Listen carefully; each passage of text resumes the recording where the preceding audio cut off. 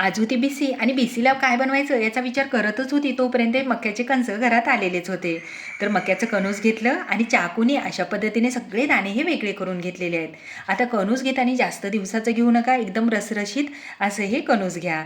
आता हाताने चोळून घेतलं, त्यामध्ये भरपूर वाटलेला लसण, कोथिंबिरी, जिरं, चवीनुसार मीठ टाकलं, लाल तिखट, हळद, अर्धी वाटी बेसन पीठ आणि 2 चमचे तांदळाचं पीठ टाकलं. जर घरात वेळेवर तांदळाचं पीठ नसेल तर रवा टाकला तरीही काही हरकत नाही.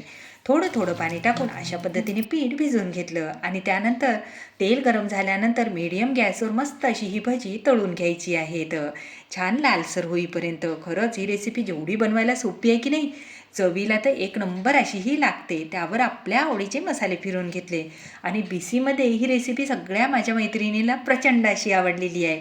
पण माझी बनवायची पद्धत तुम्हाला आवडली की नाही, तुम्ही कमेंट्स करायला मात्र विसरू नका. धन्यवाद.